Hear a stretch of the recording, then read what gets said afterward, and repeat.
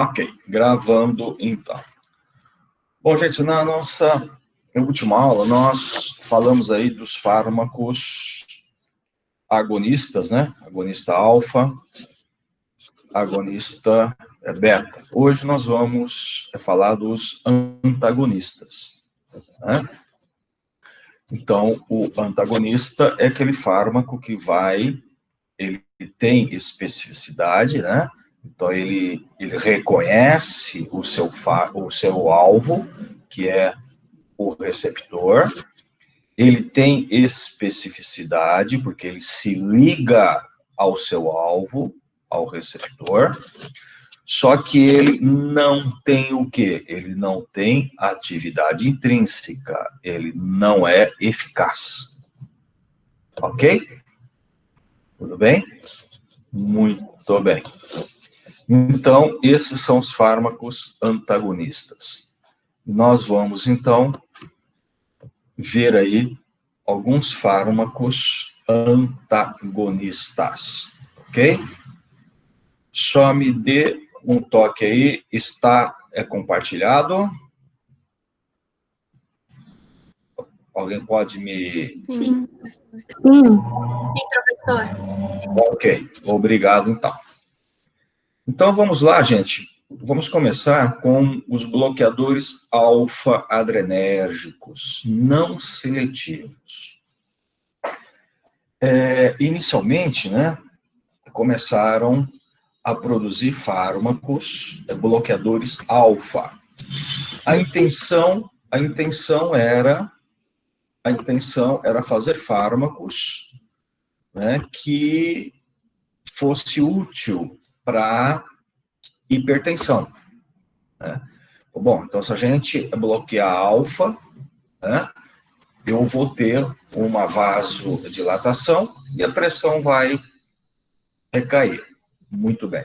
E aí, foi lançado alguns fármacos.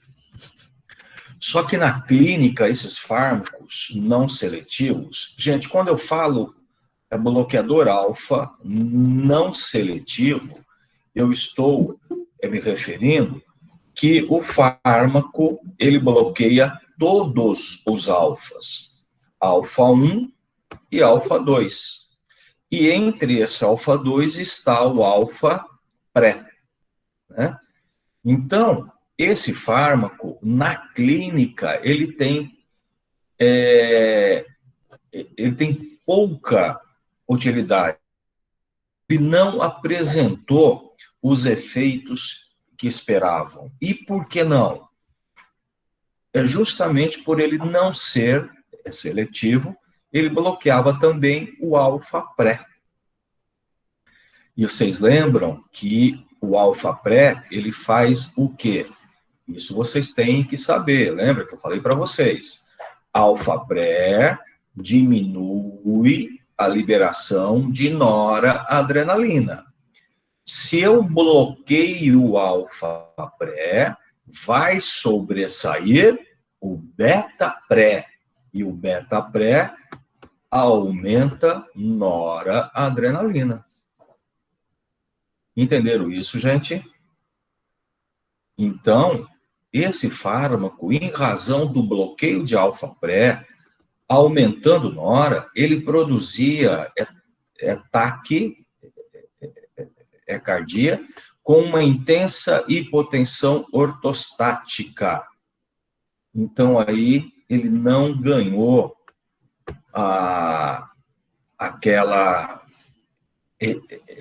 ele não teve aquela utilização clínica que esperava dele. E aí, abandonaram, tá? Abandonaram. Entenderam isso, gente? O que um fármaco não seletivo faz, bloqueador alfa? Qualquer dúvida, gente, só perguntar.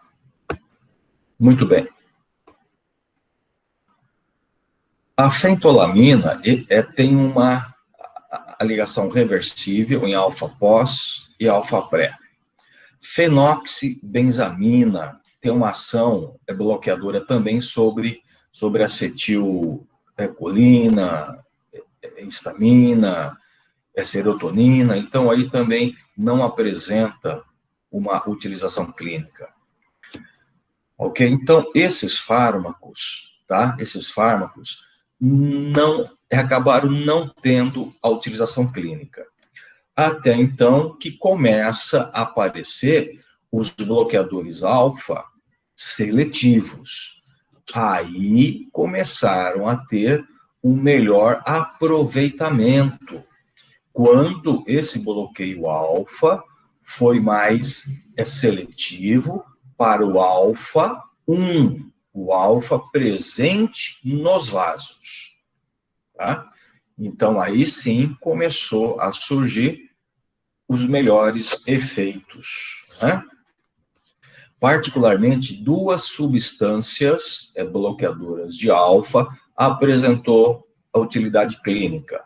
Um foi a prazosina e a indoramina. Agem mais especificamente em alfa-1 do que alfa-2. Então, é mais seletiva para alfa-1, tá? E por isso que explica a sua baixa incidência de taquicardia, né? Porque se não bloqueia a alfa-2, eu não vou ter aumento de noradrenalina, eu não vou ter taquicardia. Ok?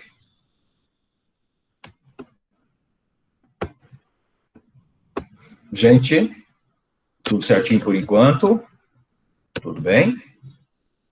Muito bem, então. As ações farmacológicas da prazosina. Em pacientes com hipertensão, ela reduz a resistência vascular periférica por bloquear a alfa, né, dos vasos, e não altera o débito cardíaco. Então, age mais a nível de vasos, né, em pacientes hipertensos. Na presença de insuficiência cardíaca, em razão da diminuição da pré-carga e pós-carga, pode aumentar o débito. Gente, por enquanto, esqueçam isso, tá? Esqueçam isso. Quando nós falarmos em insuficiência cardíaca, eu volto aqui e a gente fala sobre isso, tá? Senão, para mim, explicar isso agora para vocês, eu vou ter que perder muito tempo para falar da insuficiência cardíaca. Tudo bem? Então, esquece, tá?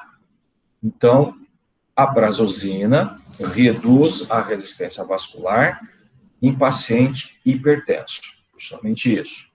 Não interfere na circulação renal e nem na filtração glomerular. Muito bem. Ok.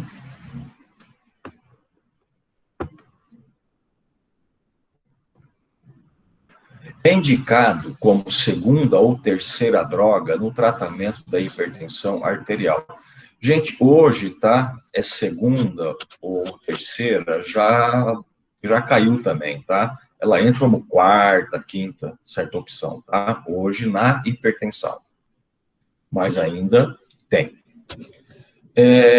E normalmente é associada a um bloqueador beta ou um diurético, ou ambos. Por que isso? Porque, gente, quando eu bloqueio alfa, tá? Eu bloqueio alfa, eu tenho uma redução da resistência rápida. A pressão arterial, ela cai rapidamente. E quando eu tenho esses efeitos muito rápidos, o nosso organismo ele entra com vários mecanismos de feedback negativo para tentar corrigir aquela queda de pressão. Isso por quê? Porque o nosso organismo ele é feito para manter a pressão. Eu preciso ter a pressão. Então, quando a pressão cai, o nosso centro, vaso motor, ele não entende que a pressão estava alta e que precisa reduzir. Ele entende o quê? Que reduziu, ele perdeu. Então, ele tenta recuperar, certo? E aí, o nosso organismo pode lançar alguns efeitos, como aumentar a frequência cardíaca para tentar recuperar a pressão. Daí, então, eu preciso utilizar também um bloqueador beta para combater esse efeito. Ou o nosso organismo pode, né, começar a reter sódio e reter água para tentar recuperar também a pressão. Aí eu preciso usar um diurético. Ou uma situação que não é muito diferente, eu posso ter a taquicardia e retenção hídrica. Então, eu vou ter que usar os dois, certo? Então, é por isso que eu digo sempre que o tratamento da hipertensão em monoterapia não é muito simples, não é muito fácil, né?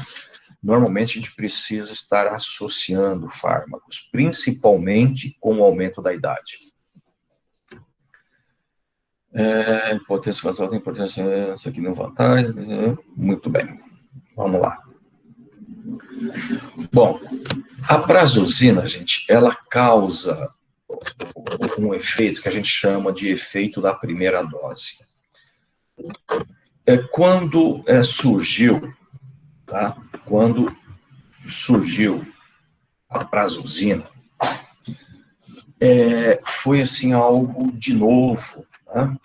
E muitos médicos começaram a prescrever a prazosina. Achavam que era o fármaco, o top da época, né? E o que começou a acontecer? Muitos pacientes começaram, né, a desmaiar na rua. Só que eles caíam. Bum, eles tomavam o comprimido de manhã, saíam para a rua e de repente, bum, eles caíam. Né? E essa queda era provocada por uma hipotensão ortostática, né, que dava, e o paciente, ele caía mesmo. Aí os médicos, percebendo isso, então eles pegaram e falaram, bom, então, agora você toma o comprimido à noite. Toma à noite, aí você deita, que aí você não cai mais, né? Tá deitado. E aí foi. Até perceber que esse efeito acontecia principalmente com a primeira dose. A segunda dose era menor, na terceira dose era menor ainda, e a partir da quarta dose você já não percebia mais esse tipo de efeito. Então, é por isso que se chama hipotensão, tá? Efeito da primeira dose, certo? Então, aí, eles passaram a fracionar a primeira dose. Fracionando a primeira dose, né? E então, você não tinha esse tipo de efeito. Você dividia aquele comprimido em 4, né? Tomava 1/4, no outro dia 2/4, 3/4, até tomar o comprimido inteiro, e aí você fugia desse tipo de efeito. Muito bem. Ele pode provocar, gente, tonturas, né? Cefaleia, zumbido, náusea, vômito, aumento do número de micções e até edema. São alguns efeitos relatados, tá? Alguns efeitos relatados. A indoramina, tá? É um fármaco, tá, que bloqueia com maior afinidade para alfa-1 e também tem um efeito estabilizador de membrana, inibindo o receptor histaminérgico H1. Gente, lembra que eu falei a aula anterior de fármacos que o beta-2 ele conseguia inibir a desgranulação de mastócitos? inibindo a liberação de histamina. Vocês lembram disso? Então, quando eu falo em efeito estabilizador de membrana, também serve para isso, tá?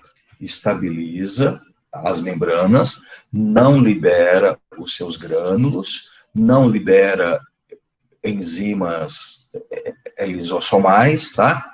Então, é isso que a gente se refere a efeito estabilizador de membranas.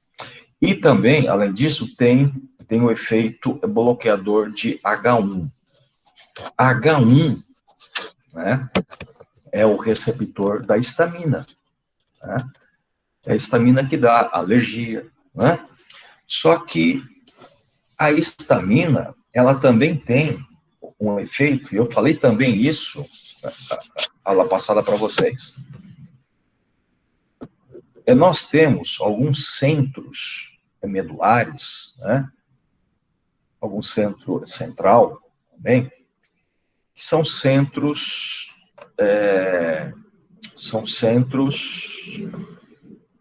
que fugiu agora o termo, vai aqui na ponta da língua e não sai. Bom, são centro da vigília, pronto, voltou. O alemão sai daqui, Alzheimer.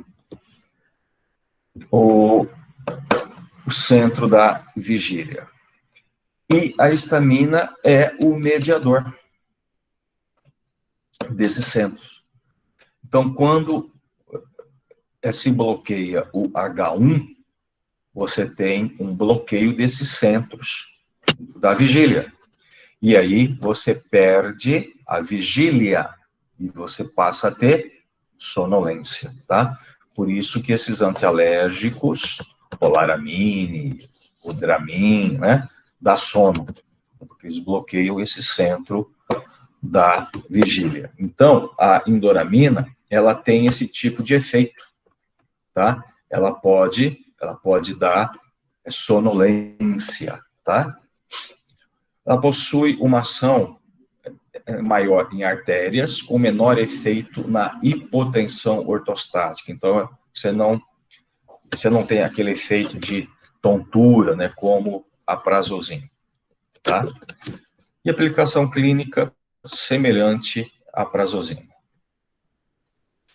Agora, gente, aí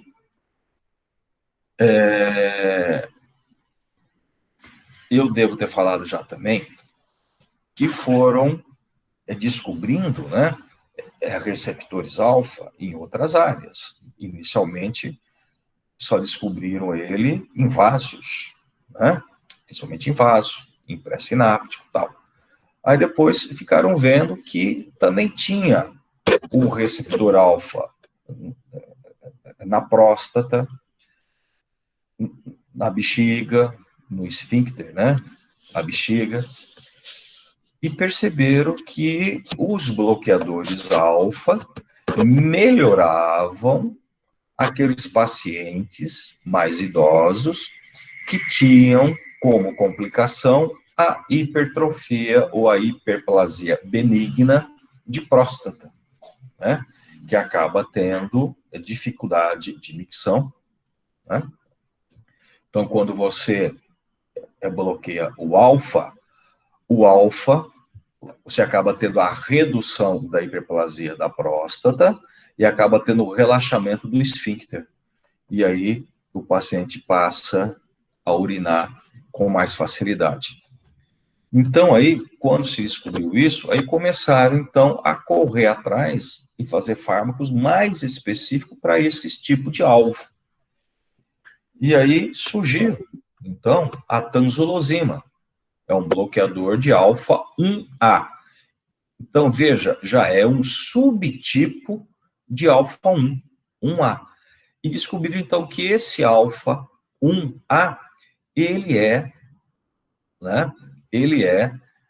presente no músculo liso da próstata e da bexiga.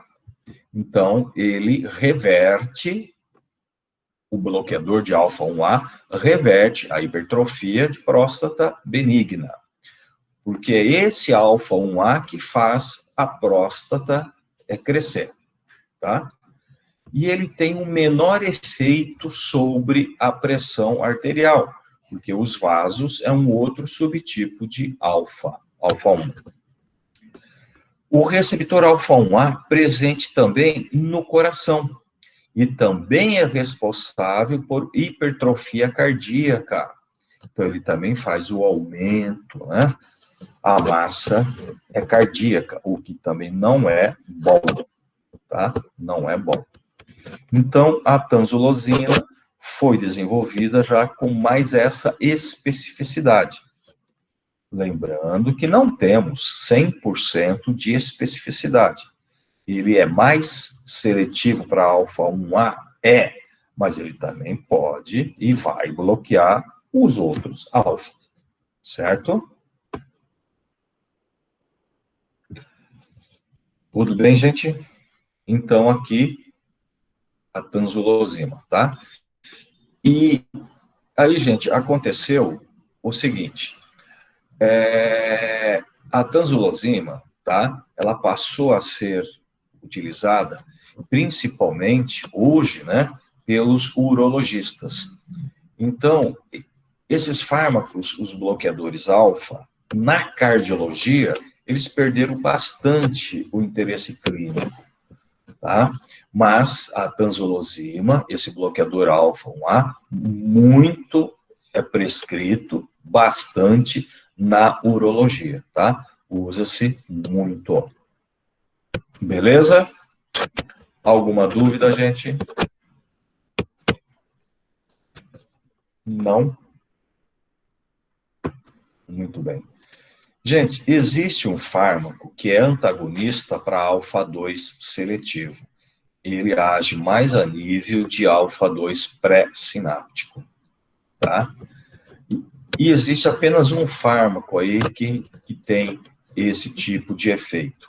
Ele já foi mais utilizado, tá? Hoje, ele praticamente ele não é utilizado muito. É a ioimbina. Aumenta a liberação de noradrenalina, aí gera estímulos de beta-1 e aumento de insulina. Então, a ioimbina provoca muito aumento de nora, e isso pode ser perigoso, né, por estímulos em beta-1. Ok? Utilizada no passado, no tratamento da disfunção erétil, tá? Por isso que hoje não se usa praticamente, tá? Eu estou falando só porque isso aí pode constar em literatura, tal, mas ela não tem importância aqui para nós, tá? Importância clínica, ok? Muito bem.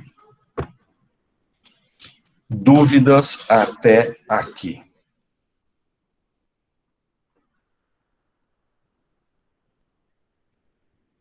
Ninguém tem dúvida? Ninguém tem dúvida?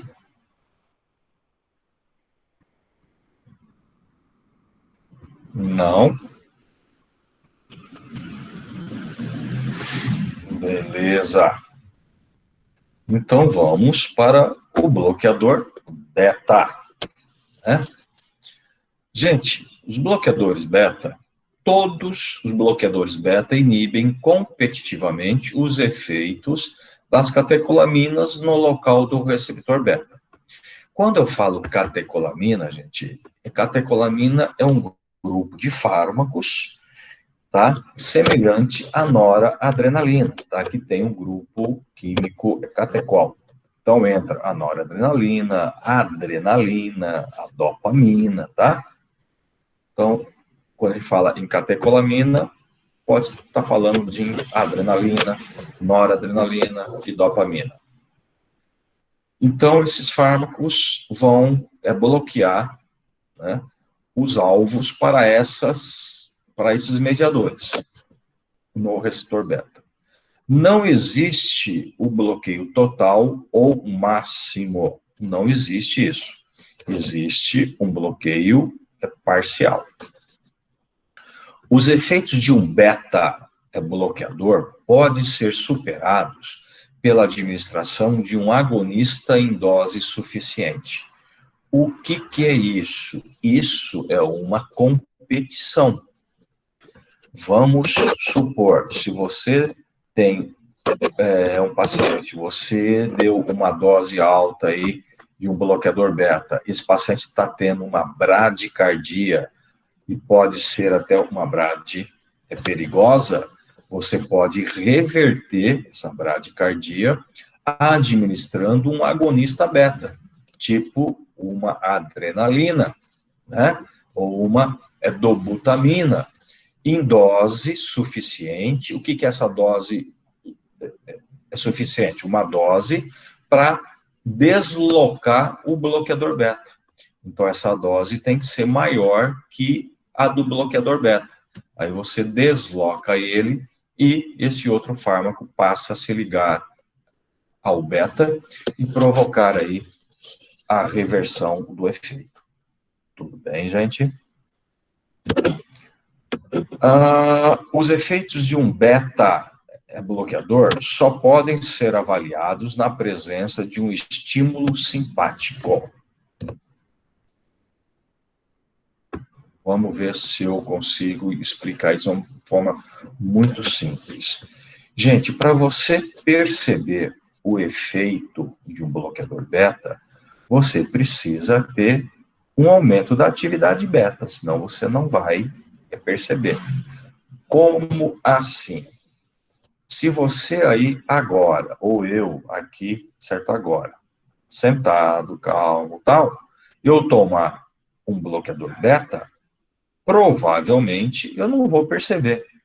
Eu posso ter uma redução de frequência, mas uma redução tão mínima que eu nem vou perceber.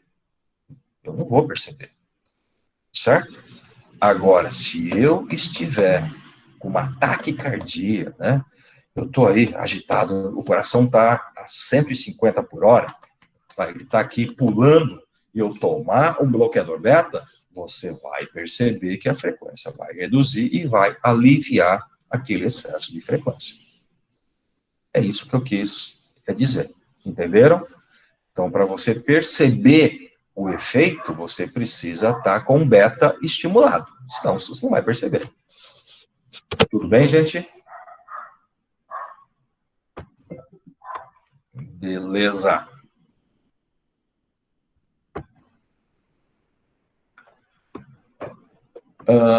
Que não importa para nós, tá?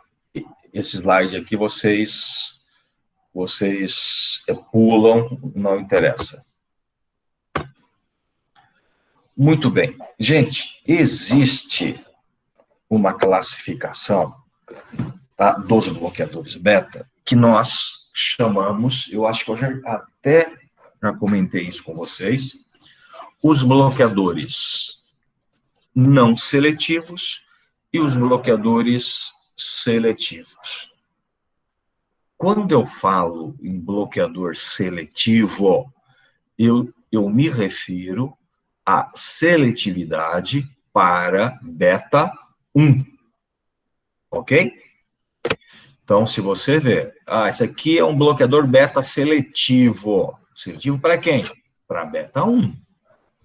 Ok? Agora, quando eu falo é um bloqueador beta não seletivo, aí ele bloqueia todos. Beleza? Tanto beta 1, beta 2, beta 3, todos. Tá bom?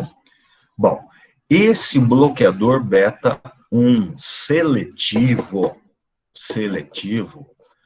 alguns autores acabaram entrando na onda médica e atribuíram a eles um sinônimo aí, né, um pseudônimo de bloqueador cardioseletivo. Cardio. Isso por quê? Porque o coração tem beta 1. Mas é só no coração que ele age? Não, ele age em todos o beta 1, aonde houver beta 1. Tá? Então, ele não é só cardioseletivo, mas acabou, né, se usando esse termo porque o efeito principal que você quer é no coração. Então, acabou sendo chamado de cardioseletivo. Então, se você vê o termo bloqueador cardioseletivo, é um bloqueador de beta 1. Ok? Muito bem. E aí nós temos o atenolol, bastante utilizado. Metoprolol, gente, é um fármaco mais novo que o atenolol, está sendo bastante utilizado hoje, tá? Ele tem um perfil cinético melhor que o atenolol, então ele está sendo bastante utilizado. A desvantagem, obviamente, que ele é um pouquinho mais caro que o atenolol. E o acebutol também é um bloqueador beta seletivo. Então, eles possuem maior seletividade para beta 1, mas com o aumento da dose, pode ocorrer também o bloqueio de beta 2, tá? Também pode. Isso aqui, gente, é importante, porque aquele paciente, um cardiopata, ou um hipertenso, ou um paciente que infartou, né? Ele vai precisar de um bloqueador beta, vai precisar. E se esse paciente for asmático? Lembra? Músculo liso é bronquiolar, é beta 2. Beta 2 faz broncodilatação. Se eu estou usando um bloqueador beta inespecífico, eu vou bloquear também esse beta 2. Eu não posso dar ele para asmático, porque o asmático vai entrar em crise. Ok? Então, eu vou ter que optar pelo bloqueio de beta seletivo, o cardio seletivo, o bloqueio de beta 1. Só que esses bloqueadores seletivos, se eu aumentar um pouco a dose, ou conforme o paciente mais sensível, ele também pode ter o beta 2 bloqueado, tá? O atenolol mesmo, a gente tem alguns casos que em 50 miligramas, dificilmente ele vai bloquear, mas já em 100 miligramas ele pode bloquear o beta 2. Entenderam, gente? Tudo bem?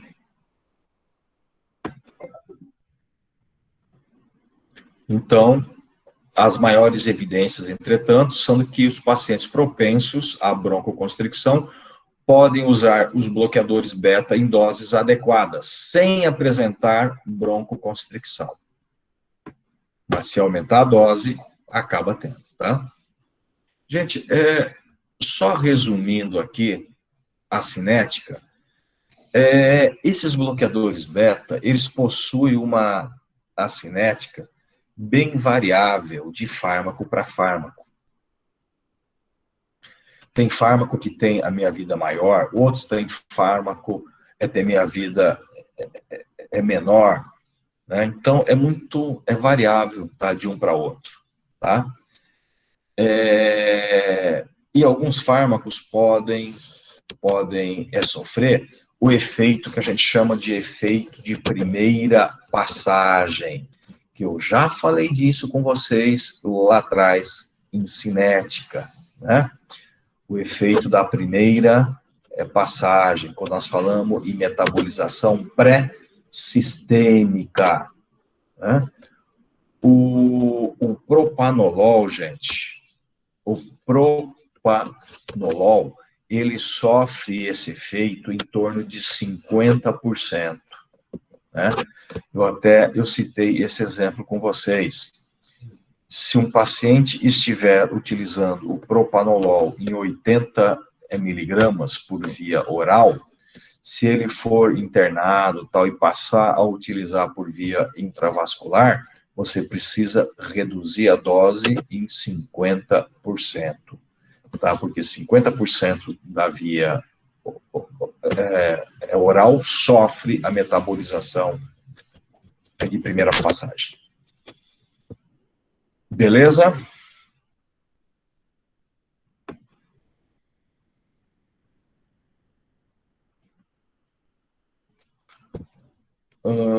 Possui minha vida variável, você já falou, devido a... Então, a dose é muito variável de paciente para paciente. Bem, uso clínico dos bloqueadores beta. Angina de peito. O que é angina de peito? Alguém sabe o que é angina de peito?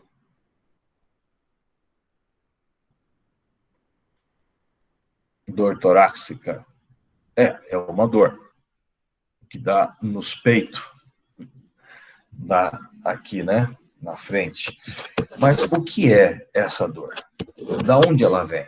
O que provocou essa dor?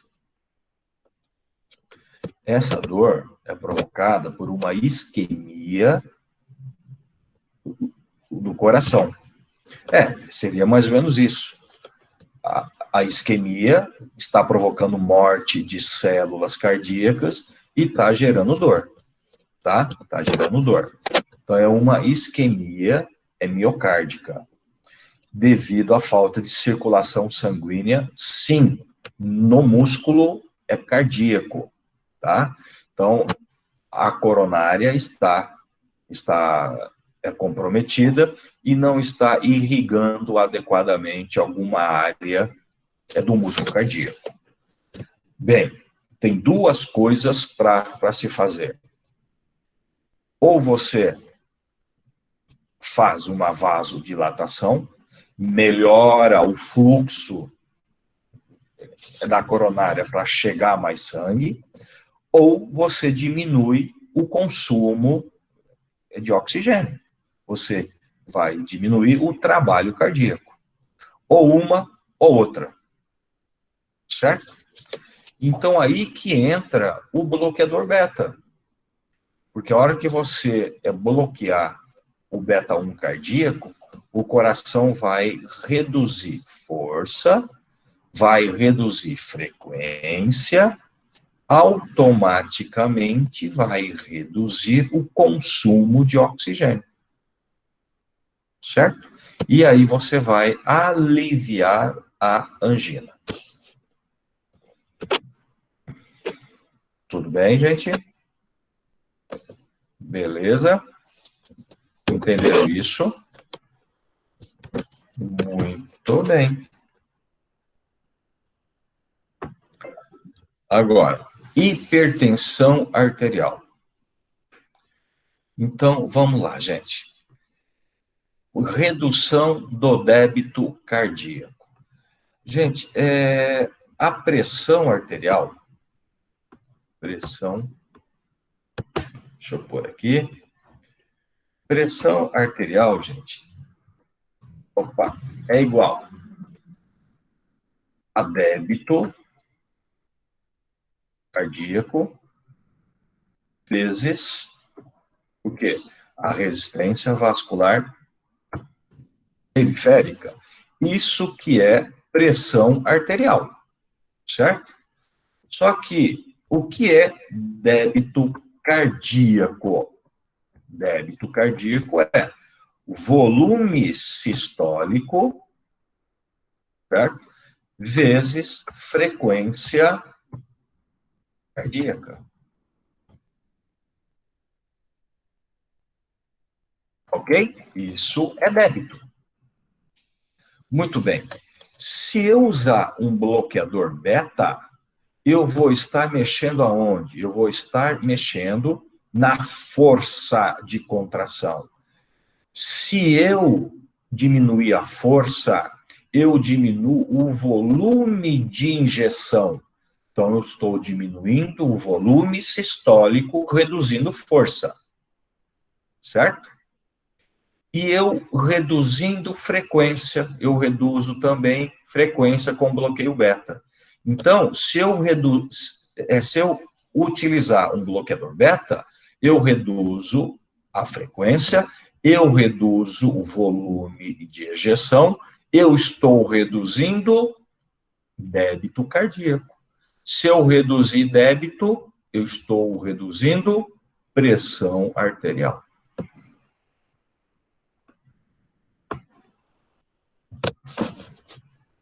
Entenderam isso? Dúvidas? Pergunta?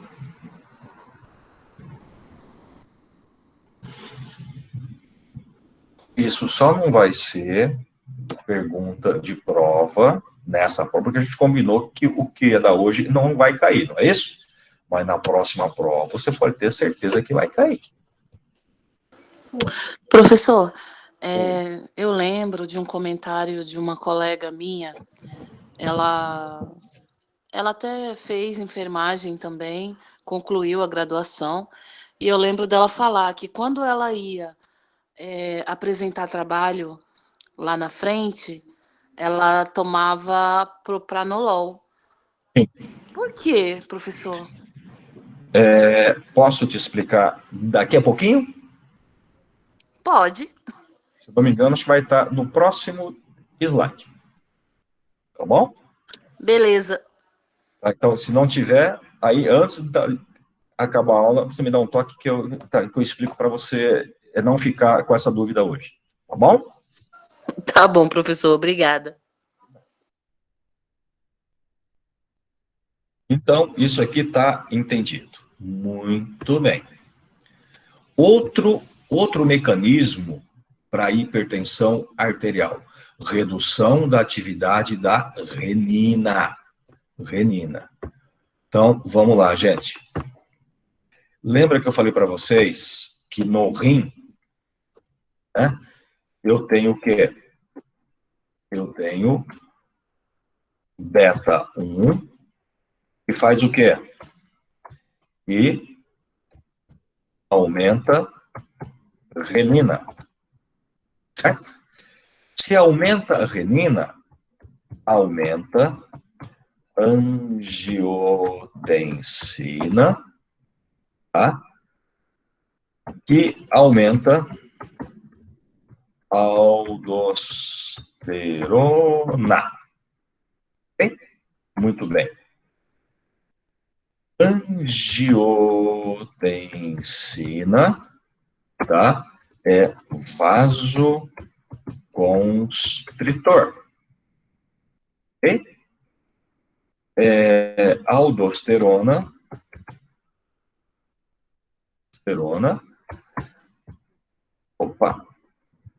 retém sódio e água. Tudo bem? Então, veja, no rim, eu tenho lá o beta-1, que aumenta a renina. O aumento de renina aumenta a angiotensina, tá? Que é vasoconstrictora, e aumenta a aldosterona. Aumenta a aldosterona. A aldosterona faz o quê? Retém sódio e retém água. Então, esse aumento de renina leva a um efeito que aumenta a pressão arterial. Se eu estou utilizando um bloqueador beta, eu estou bloqueando esse beta-1. Eu estou diminuindo renina. Se eu diminuo renina, eu diminuo angiotensina.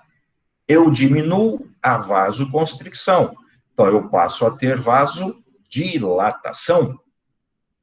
E eu diminuo também a aldosterona, que eu passo a ter menor retenção de sódio e água.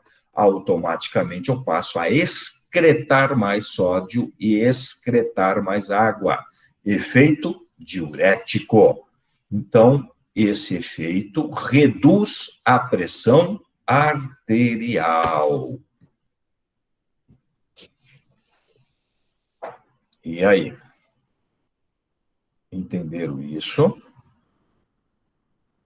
Tudo bem, gente? Eu já falei para vocês não terem vergonha de perguntar, tá? Aqui, todo mundo é sem vergonha. Repito, sim. Vou repetir, Juliana. Então, no rim, nós temos o beta-1. Esse beta-1 aumenta a renina. Só que eu estou usando um bloqueador de beta 1. Então, eu vou ter diminuição de renina. Tudo bem? Muito bem. A renina aumenta a angiotensina. Mas como eu estou bloqueando o beta 1 e eu estou diminuindo renina, eu tenho menor síntese de angiotensina. Menor síntese de angiotensina, menor vasoconstricção. Quer dizer que eu vou ter, então, vasodilatação. Ok? Muito bem. A renina aumenta a angiotensina aumenta a aldosterona. Como eu estou bloqueando beta, diminuir a renina, diminuir a angiotensina, eu diminui também a aldosterona. A aldosterona retém sódio e água. Se eu diminuir ela, eu não vou ter mais retenção. Eu vou ter excreção de sódio e de água. Efeito diurético. Então, efeito vasodilatador com efeito diurético, eu vou ter redução de pressão arterial. Tudo bem? Júlia? Tudo bem? Mais alguma dúvida, gente? Beleza? Muito bem, então. Outro... Oi. Eu tinha perguntado se o uso contínuo de beta-bloqueadores, ele influencia a longo prazo. Ele o quê? Ele influencia, se ele pode, o paciente pode bloquear pelo uso excessivo de, vamos dizer, o exemplo de propanolol. É bloquear o quê, Elaine? Ele ficar com, eu já vi paciente bloquear, ele ficar com uma frequência de 30, 33. Aí, tá? Isso pode até acontecer quando esse paciente está usando uma dose alta, tá? Até pode acontecer. Não é tão comum assim, mas é um paciente mais sensível, tá? O que tem que fazer é reduzir a dose, tá? É redução de dose, tá? Porque a gente vai ver que quando eu uso um bloqueador beta, tá? Lembra que nós falamos em sensibilização e dessensibilização? Então, quando eu uso um bloqueador beta, eu vou sensibilizar o bloqueador beta 1. Então, não é normal eu ter esse tipo de efeito, tá? A não ser que eu estou usando uma dose muito alta. Ok?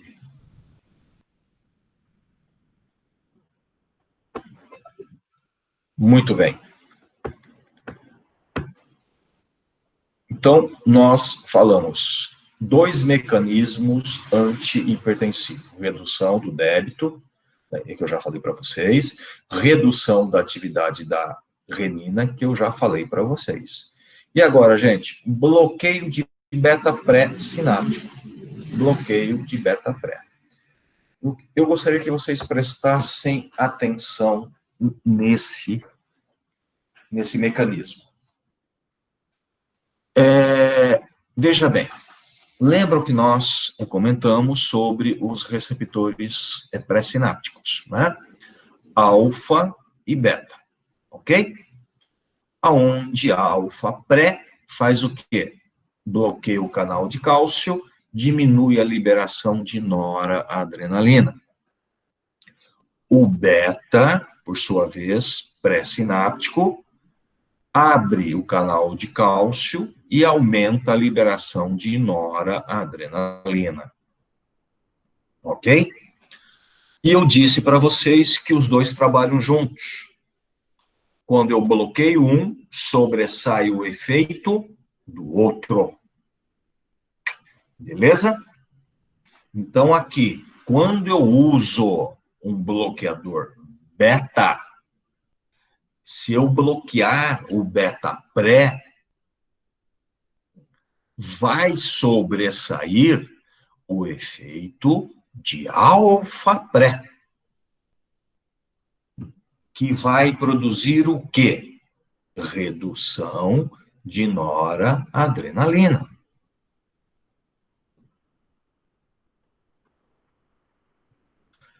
Se reduziu noradrenalina na sinapse, vai reduzir todo o efeito pós.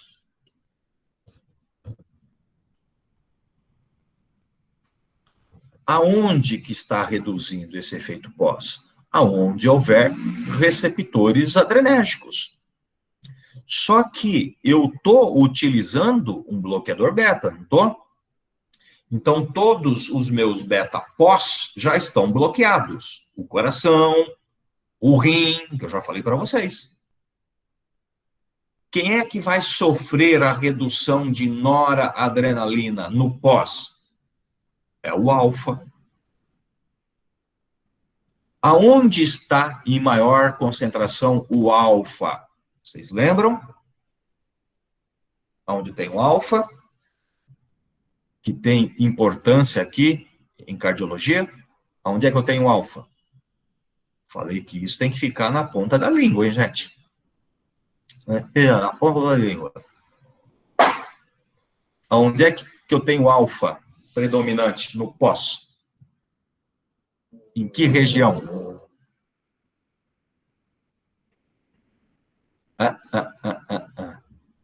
Prova essa semana que vem. Olha o terror já. Vasos sanguíneos, eu tenho alfa, artérias, veias, lembram? O predomínio é de alfa. Então, se eu estou reduzindo nora na sinapse, reduzindo o efeito dos receptores pós, o beta pós já está bloqueado. Eu vou ter uma redução do efeito de alfa. Se eu reduzo o efeito de alfa, o que o alfa faz nos vasos? Alfa faz vasoconstrição. Se eu reduzo o efeito do alfa, eu vou ter vasodilatação, queda de pressão. Veja como é fácil e gostoso a farmacologia. Ainda bem que eu não estou perto de vocês para apanhar. Entenderam isso, gente? Professor, você pode repetir que eu não entendi ainda? Vamos lá. A questão dos receptores pré. Entenderam até aí que tem o alfa pré e o beta pré? Que o alfa pré diminui nora, o beta pré aumenta nora. E que os dois trabalham juntos. Se eu bloquear um, sobressai o efeito do outro. Até aí, tá tudo bem? Se eu estou utilizando um bloqueador beta, se eu estou bloqueando esse beta pré, eu estou também bloqueando os betas pós, certo? É um bloqueador beta. Tudo bem? E com esse bloqueio de beta pré, eu estou tendo a ação do alfa pré. Esse alfa pré, então, agora com maior atividade, ele passa a reduzir a liberação de noradrenalina. Só que eu preciso ter em mente que receptores pré, eles estão em todas as sinapses. Em todas. Aonde tem beta e aonde tem alfa. Certo? Isso funciona mais ou menos desse jeito.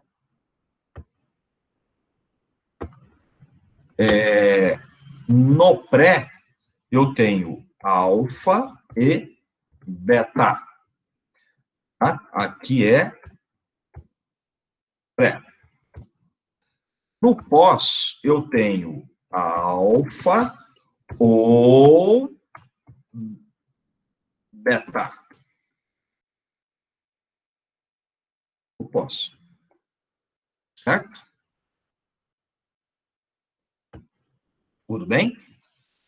Então, se eu estou bloqueando beta pré, sobressaindo alfa pré, reduzindo nora, eu estou reduzindo nora em todas as sinapses, aonde tem beta e aonde tem alfa.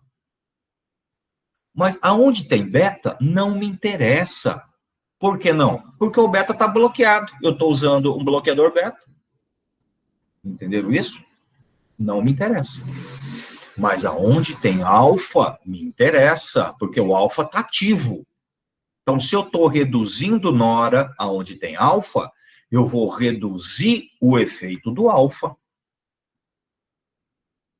Aí que entra a questão. Eu tenho alfa no vaso. E o alfa faz vasoconstrição. Se eu estou diminuindo nora onde tem alfa, eu estou reduzindo a ação de alfa, eu vou ter vasodilatação. E aí a pressão cai. Entenderam, gente? Mais alguma dúvida? Por favor, pode perguntar. A gente fala 2, 3, 10 vezes. Não tem problema nenhum, gente. O que não pode ter é dúvidas. Por favor, tá? Sabrina, tudo bem? Certeza? Esse sorrisinho aí parece que não tem muita certeza não, hein? Professor, eu só não entendi por que que o alfa diminui o efeito. O senhor falou do alfa. Ai, peraí, me perdi. Repete, por favor. Por que o alfa pré diminui o alfa que está no organismo? O pós? Então, porque o alfa pré está diminuindo a liberação de nora. E nora é o mediador de alfa. Então, se eu estou diminuindo o mediador, eu estou diminuindo o estímulo de alfa. Por isso que eu reduzo o efeito do alfa no vaso. Ok? Tudo bem? Mesmo, pode perguntar outras vezes, não tem problema nenhum. Ok? Alguém tem mais alguma dúvida, gente, aí, desse item? Por favor, só perguntar. Não? Vou passar para o último. Então, tá bom? Aqui. Redução de bloqueio de alfa pré, estímulos na secreção de prostaglandinas nos rins, PGE e PGA, e também PGI, tá? Muito bem, o que é isso? Gente, as prostaglandinas são substâncias endógenas, né? Que são aí sintetizadas por estímulos, né? Inflamatórios, por N estímulos. E muitas dessas prostaglandinas têm a sua atividade fisiológica, né? E entre elas tem uma atividade também protetora. Algumas prostaglandinas renais têm atividade vasodilatadora. E quando eu tenho uma atividade vasodilatadora no rim, eu tenho uma atividade protetora do rim. Quando eu dilato as minhas artérias, eu aumento o fluxo renal, eu aumento a filtração, eu aumento o trabalho renal, eu aumento a excreção, e eu aumento a diurese. É isso que os bloqueadores beta fazem, tá? Então, quando eu uso um bloqueador beta, alguns trabalhos apontam que eles aumentam aí a síntese de prostaglandinas a nível renal e também a nível circulatório. E aí, então, eu passo a ter vasodilatação renal, aumentando a filtração, a excreção, e também vasodilatação sistêmica. E esse efeito ajuda na redução de pressão arterial.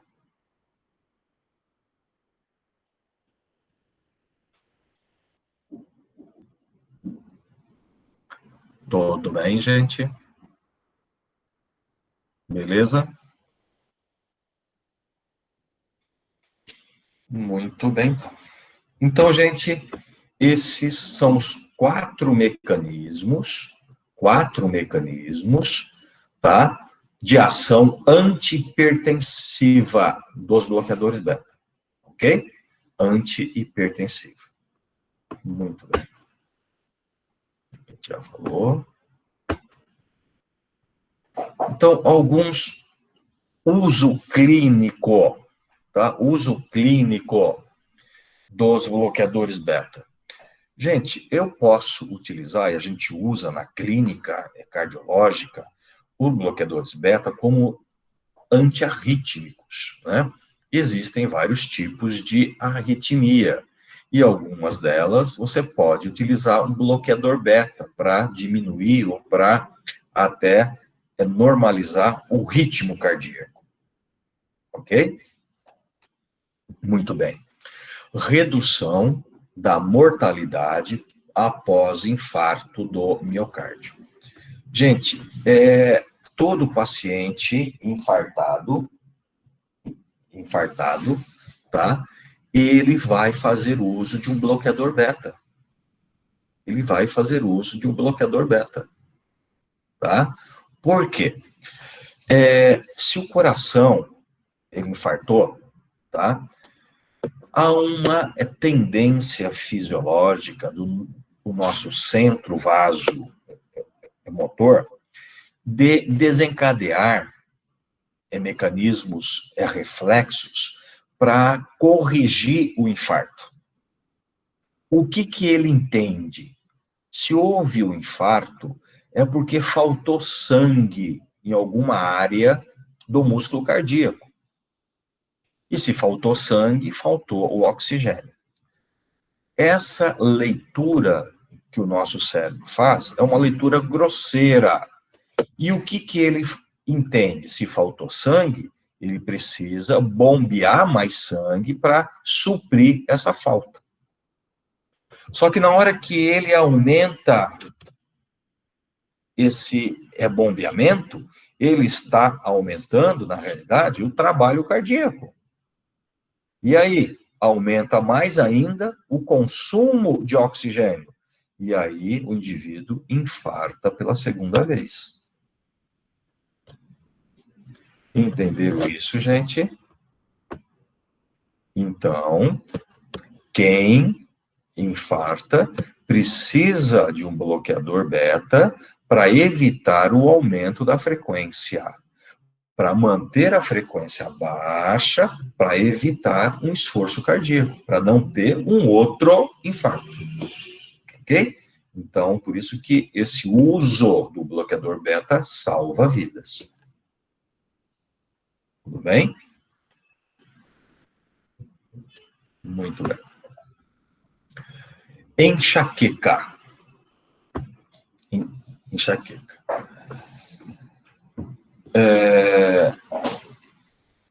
E vocês foram sumindo tudo aí, só ficou eu e a Sabrina aqui, hein? Poxa vida. Enxaqueca, gente. Os neurologistas estão utilizando o propanolol, tá? Não é outro bloqueador beta, é especificamente o propanolol, tá? Como um preventivo de crises de enxaqueca, tá? Não se sabe, gente, muito bem o mecanismo, tá? Solange, mas a sua câmera não está ativada, é isso que eu me refiro, tá? A sua câmera aberta para que a gente possa se ver.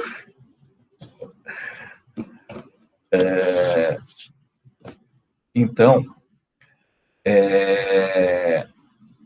não se sabe, só sabe que dá resultado, dá certo. Alguns autores, eles tentaram justificar. Justificar como? Existe uma microcirculação periférica, tá? Que envolve também o nosso cérebro todo. Essa microcirculação tem receptores beta-2, certo?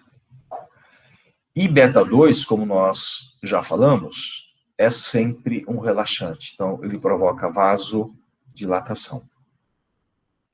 Então, ao se bloquear esse beta-2, você passa a ter uma vasoconstricção nessa circulação periférica, evitando o início da crise. Porque sabe que a enxaqueca, a dor de cabeça, né, é sempre uma vasodilatação. Então, você evita o estampido aí para iniciar essa crise. Alguns autores falam isso, mas eu não sei se isso é 100% correto, tá? Mas que funciona, funciona.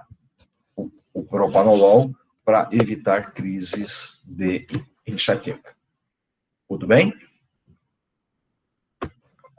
Muito bem. Tremores não parkinsonianos. Tremores não parkinsonianos. Gente, tem pessoas que têm o tremor, que a gente chama de tremor essencial, né? Aquele tremor fino, né? Extremidade, tá? E que não é Parkinson.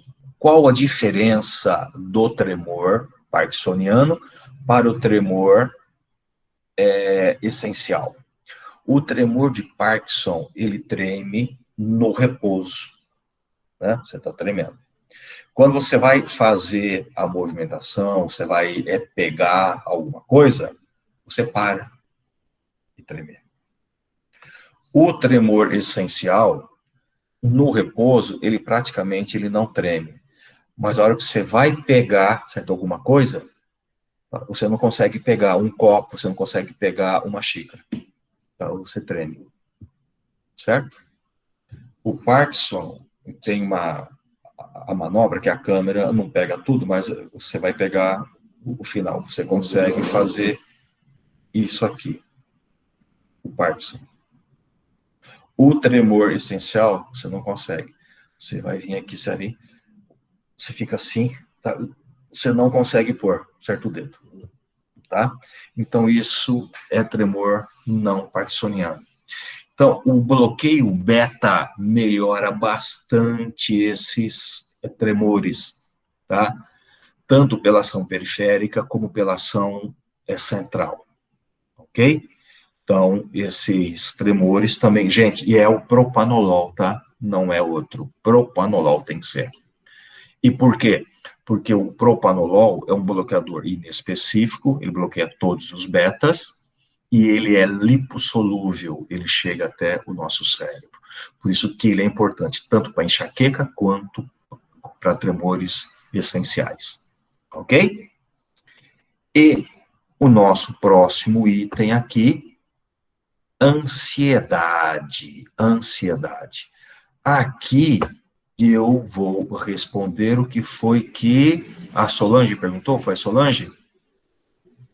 E que falou que usa o propanolol para apresentar? Isso. Isso. Então, agora eu vou te explicar, tá? Gente, ansiedade. A ansiedade, não assim, aquela ansiedade, né, que as pessoas têm, de insônias, tal, não. Mas a ansiedade, principalmente, a ansiedade pré alguma coisa. Ansiedade pré-exposição, né? Você vai se expor a um público, você vai apresentar um trabalho, você vai fazer entrevista, você vai fazer uma prova, você vai fazer a prova prática de autoescola, né? Então, o bloqueador beta, o propanolol, também propanolol, em C, ele é excelente para essas situações. Por quê? Esse tipo de ansiedade te dá um aperto aqui no peito, tá? E ele relaxa toda essa musculatura pela ação dos receptores beta. Então, dá um alívio, tá? Essa ansiedade te dá tremores, ele bloqueia os beta-musculares, tirando também esses tremores periféricos, tá? Então, e reduz a frequência cardíaca, que tende a aumentar. Então, você tem essa redução de frequência, você tem a redução dessa opressão, né, desse aperto no peito, né? E você tem a redução de tremores periféricos. E isso melhora muito o grau de ansiedade pré alguma coisa, tá? Por isso que muita gente usa para isso. Alguns artistas usam para entrar em teatro, né? Ou pessoas usam para fazer entrevista e tal. Agora, tem uma contraindicação que é muito perigoso. Quem não pode usar o propanolol, gente? Eu falei hoje para vocês. Quem não pode? Que é perigoso. Usam aí o seu Hans. Os asmáticos? Ranciocinio. Quem, Gabriela? Gabriele? Asmático. Asmático não pode usar propanolol. É perigoso. Você pode entrar em crise severa de asma, tá? Então, o asmático não pode. Tudo bem? Entenderam, gente, a ansiedade? Solange, será que eu consegui te explicar? Sim, com certeza. Muito obrigada. Beleza, então. Ok? Ansiedade. E, gente, manifestações do hipertiroidismo. Você pode ver pacientes com hiper, principalmente paciente mais idoso, tá? Utilizando o bloqueador beta. O propanolol também, mais uma vez, tá? Propanolol. O propanolol, eu costumo dizer que ele é o bombril da farmacologia, tá? Serve para 1001 coisa. Então, no hipertiroidismo, tem uma ação que é interessante. Os hormônios tiroidianos, os não, né? O T3, que é o hormônio fisiológico, né? Que é o responsável por todas as ações tiroidianas. O T3, ele sensibiliza receptores beta. Vejam. O T3 sensibiliza receptor beta. O que é sensibilizar mesmo, gente? Aumentar o número de receptores. Não é? Então, o paciente que é hipertiroidiano, ele tem o quê? Taquicardia. Pelo aumento de receptor beta-1. Tá? Então, aí você precisa usar um bloqueador beta para reduzir essa atividade, certo, cardíaca. E por que o propanolol? Porque o propanolol ele tem uma outra atividade sobre os hormônios tiroidianos. Não sei se vocês viram em fisiologia a tiroide. Viram? A síntese e ação dos hormônios tiroidianos. Bem, se viram, bem, se não viram, vamos tentar entender. A tiroide, ela sintetiza, né, o T3 e o T4. Mais T4 que T3, certo? E o T4, ele serve como um reservatório. Por quê? Porque quem vai ter ação no receptor é o T3. Ele é que é o responsável pelas atividades.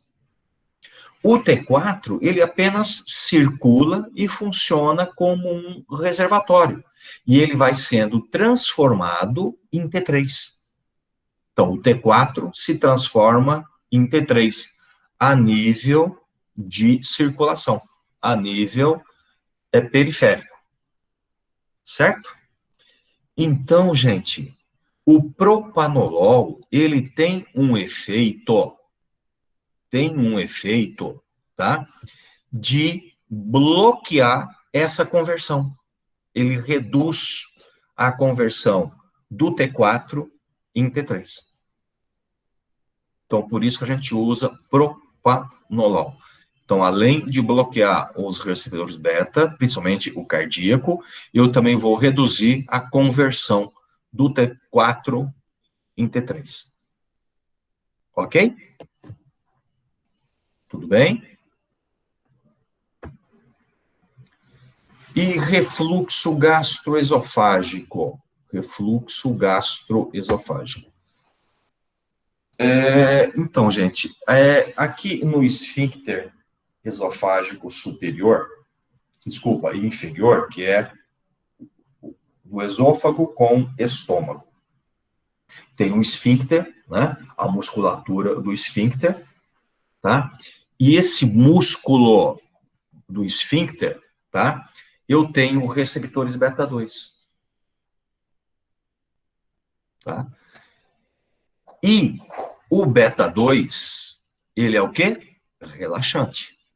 Então, ele tenta manter esse esfíncter mais aberto. Se eu tenho um refluxo, eu preciso o quê? Fechar esse esfíncter. Eu preciso manter ele mais contraído. Então, daí, o bloqueio beta, né, o propanolol aí, que é um bloqueador inespecífico, vai bloquear esses beta 2, o esfíncter vai se contrair, tá? Dificultando o refluxo. Tudo bem? Entenderam isso, gente? Então, veja, gente, são várias ações, tá, que eu tenho, né, de uso clínico dos bloqueadores beta, ok? Metabolismo, gente, metabolismo. Hipoglicemia em pacientes tratados com insulina. Gente, é o seguinte, deixa eu explicar isso para vocês. Preste atenção. O paciente, quando faz uso de insulina, tá? Ele usa a insulina pega aquela glicose circulante e manda para as células, ok? A sua taxa de glicose, a glicemia sua, vai fazer o quê? Vai cair. Aí, você entra em um processo de quebra de glicogênio para liberar a glicose, principalmente a nível hepático, né? Professor, Oi. licença, desculpa te interromper, eu vou precisar sair agora da aula, só para não me dar falta na hora da chamada, é a Tainá. Tudo bem, Tainá, Tá fica bom? tranquila, tá? Obrigada, boa noite. Nada, tchau, boa noite. Gente, então, ao bloquear a beta, a glicemia cai, você começa a quebrar o glicogênio hepático e muscular para produzir a glicose. Só que quem é que serve de estímulo para isso? Receptor beta, gente. Alfa também, tá? Mas o beta principalmente. Então, se eu usar o bloqueador beta em quem está utilizando insulina, eu posso ter o quê? Uma hipoglicemia. Eu posso provocar uma hipoglicemia, porque ele vai usar a insulina, não vai ter essa quebra de glicogênio, não vai repor a glicose e aí ele vai cair numa hipoglicemia. E o que é pior? O que é pior? Quando você entra numa hipoglicemia, você tem alguns alertas que te avisam. E aí, quem sabe, né, quem já tem esse tipo de problema já sabe. E aí corre e, né, pega uma bala, pega um doce e tal, né? E que alerta que são esses? Taquicardia e tremores, principalmente. Quem é que faz a taquicardia? Quem é o receptor? Beta 1. Quem é que faz os tremores? Beta 1 e beta 2. Esse paciente que fez hipoglicemia pelo uso de beta, ele vai ter o alerta? Sim ou não? Não vai ter. Não vai ter. E aí? Ele mergulha numa hipo e nem percebe. E aí ele pode estar na rua, ele cai, ele pode estar dirigindo, ele vai desmaiar, ele sofre um acidente. Então, em pacientes que fazem uso de insulina, o uso de bloqueador beta é perigoso. Ok? Tudo bem, gente? Muito bem. Agora, gente, o paciente que faz uso de bloqueador beta e não usa a insulina, não é diabético. Esse paciente pode ter agora uma hiperglicemia.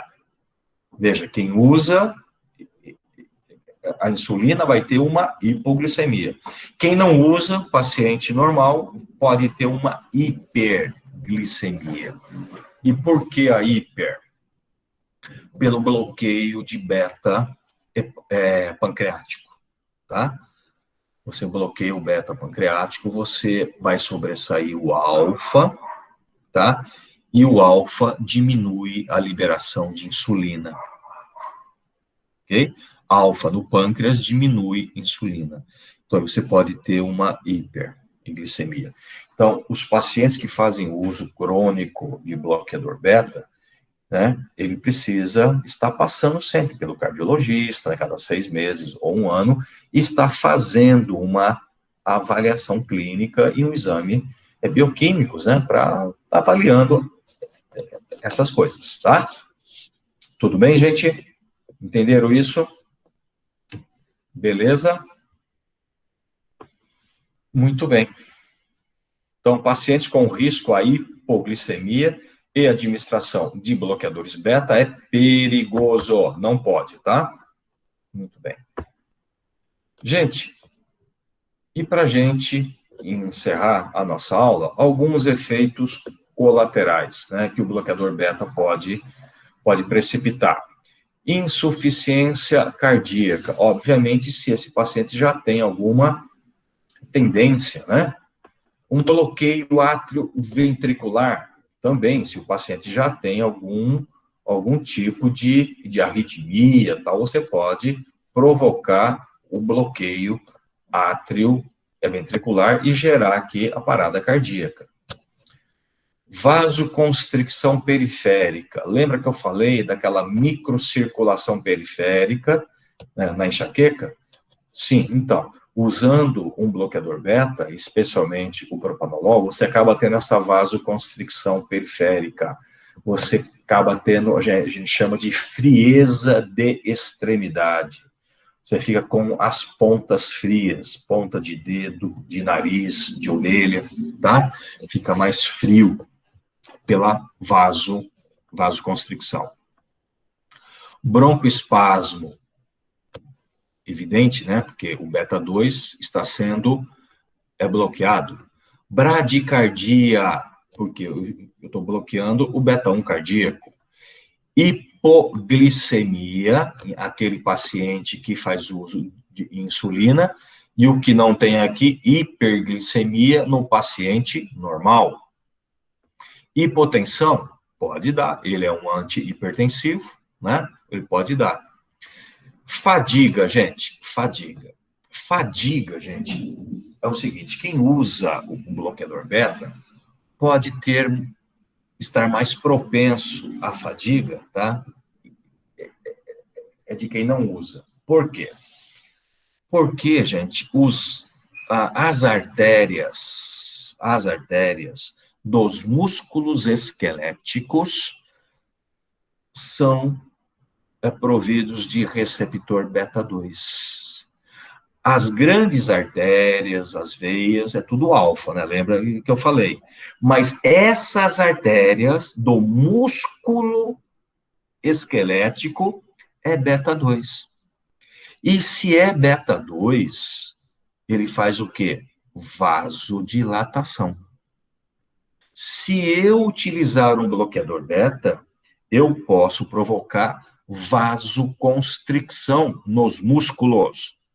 E vasoconstricção é menor circulação, é menor irrigação, é menor oxigênio. E aí ele vai se cansar mais rápido.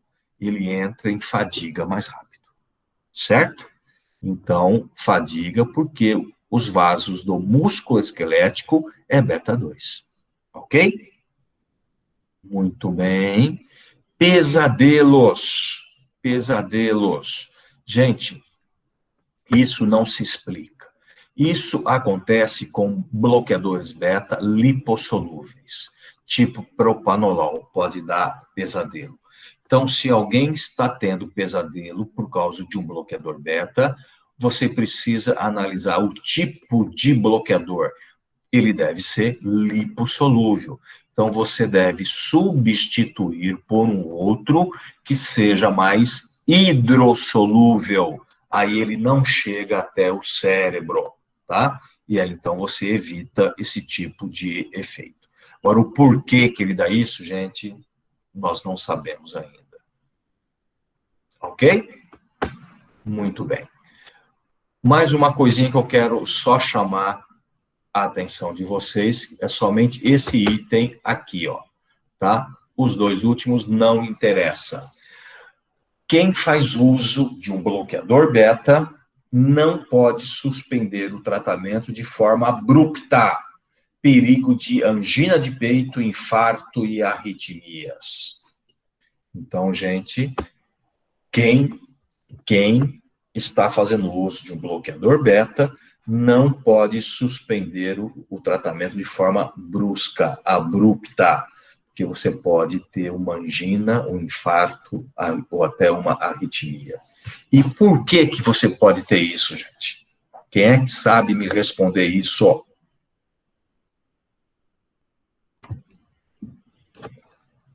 Dou-lhe uma, dou-lhe duas, dou-lhe três. Ninguém responde? Hoje... É porque o organismo já está acostumado, e aí tirar de forma repentina ele não vai ser mais estimulado, aí a pessoa pode ter uma arritmia? Ou não? Então, vejam bem, vocês vão começar agora sempre a raciocinar em dois termos que nós já falamos várias vezes, inclusive hoje. Sensibilização e dessensibilização. Se eu estou usando o bloqueador beta, o que está acontecendo no meu coração? Fala. Não fala para dentro, não, Sabrina. Pode falar para fora. O que está, Gabriele? O que está acontecendo? Tainara? Fala, menina. Ele está diminuindo a força de contração? Quer dizer, ele está bloqueador beta. Está diminuindo, mas a nível de sensibilização e dessensibilização, o que está acontecendo? Eu já chamei a atenção de vocês disso hoje, vou chamar mais uma vez, hein? Todo agonista leva a uma dessensibilização. E todo antagonista leva a uma sensibilização. Se eu estou usando um bloqueador beta é antagonista, é um bloqueador. Então, eu estou sensibilizando os receptores beta. Então, o meu coração, ele está com muito mais receptor beta. Eu aumentei muito o número de receptor beta neles, pela sensibilização. Mas eles estão bloqueados, porque eu estou utilizando o bloqueador beta. Mas se eu parar de usar de uma forma brusca, todos aqueles betas a mais, eles vão entrar em atividade. E aí, eu vou ter uma hiperestimulação cardíaca, meu coração vai para 200, e aí eu posso infartar. Entenderam isso? Então, é por isso que eu não posso parar. Eu preciso ir reduzindo a dose gradativamente para que ocorra agora a dessensibilização. À medida que eu vou reduzindo o bloqueio, os receptores beta vão desaparecendo. E aí, em 15 dias, em 20 dias, eu volto ao normal. Não posso interromper antes disso. Entenderam isso, gente? Entenderam isso, gente? Isso é importante, tá, pessoal? Muito importante, viu? Ok? Beleza. Muito bem, gente. Deixa eu só entrar aqui na Unisantos pelo celular para fazer aqui o registro da aula. Muito bem.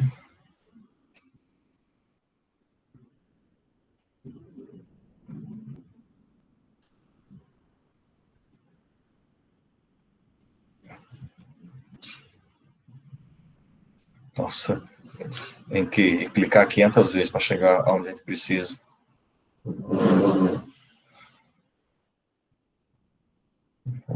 Cheguei. Novo registro. Hoje é dia 11. Patati patatá. Hoje seria a prova, né? Está registrado aqui prova. Mas nós não fizemos prova hoje. Muito bem. Salvar. Gente, como está registrado prova, eu vou fazer o seguinte. Eu vou dar aqui a presença coletiva hoje, tá bom?